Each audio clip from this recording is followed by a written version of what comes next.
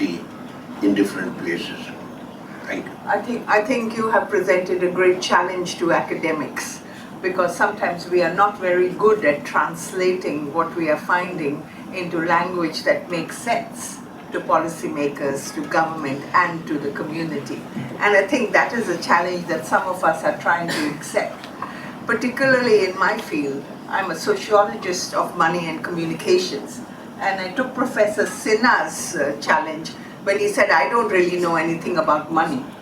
All of us know a lot about money, particularly migrants who send money home.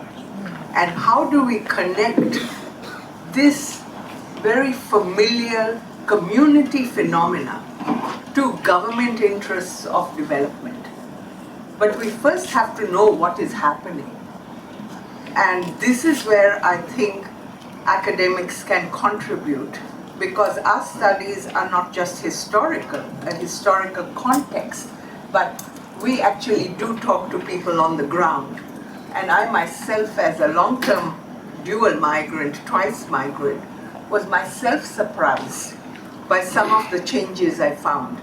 And I guess what I want to emphasize is that some of these changes should be the backdrop of government migration policy and government-to-government interaction for the migration and remittance infrastructures that are in place. One of the changes, particularly in the last 20 years, and I'm talking from my perspective of living in Australia, where Indian migration to Australia has totally changed in pattern.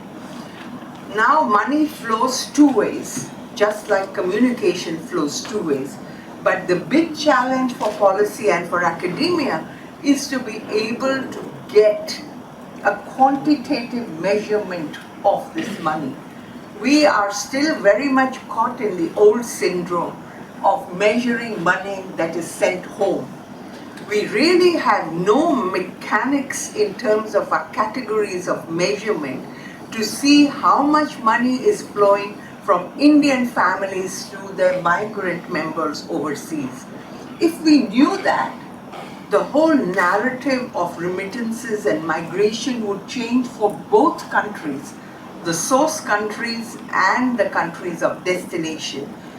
India has already found that it is in a position of power when its own people are vulnerable in other countries. You know, this did not happen in Fiji, but it did happen in 2010 when Indian students suffered racial attacks.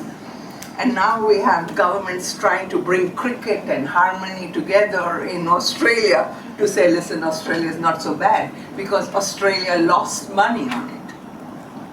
Australia saw billions of dollars escaping from its education industry.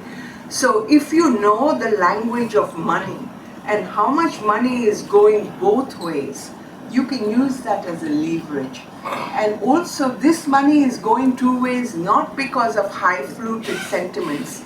It is going because it is a medium of relationship in families and in communities. It is what keeps the family and community together, because for all of us in India and for people in the global south, money is a currency of care. It is not just something that belongs to the market, but you have to bring the market and the care and relationship together to form effective policy. But we need to measure it first. Okay.